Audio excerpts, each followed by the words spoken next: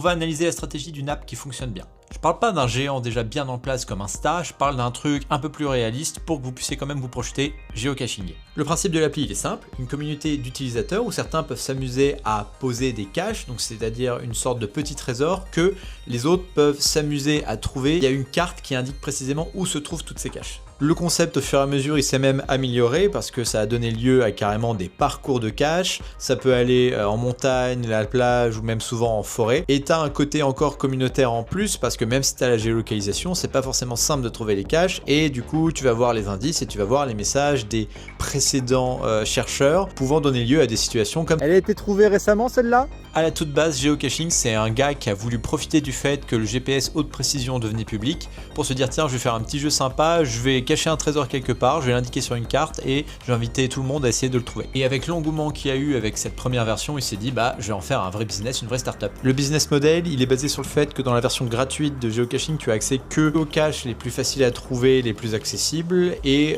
des caches simples. En prenant l'abonnement premium, tu as accès à des caches plus compliquées, donc celles où il faut résoudre une série d'énigmes pour les trouver, celles où tu as besoin de grimper à des arbres pour les trouver, et tu as aussi accès à d'autres formats de caches encore plus spécifiques. Le chiffre d'affaires de géocaching en 2022, il était de 2,5 millions de dollars. Si tu suis les vidéos, tu le sais déjà, ce qui est important quand tu veux lancer une startup basée sur une app, c'est la valeur perçue de ton app. Là, pour les utilisateurs de type chercheur, la valeur perçue, c'est le nombre d'utilisateurs qui vont chercher, et pour les utilisateurs qui vont chercher, la valeur perçue, c'est le nombre de caches qui est présent sur l'application. Mais quand tu te lances, il n'y a ni utilisateur ni cache.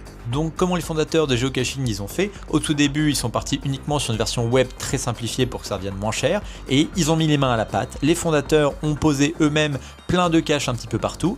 En plus, ils ont créé déjà une communauté en créant des forums sur les réseaux sociaux, en faisant de la communication eux-mêmes pour trouver ces utilisateurs-là.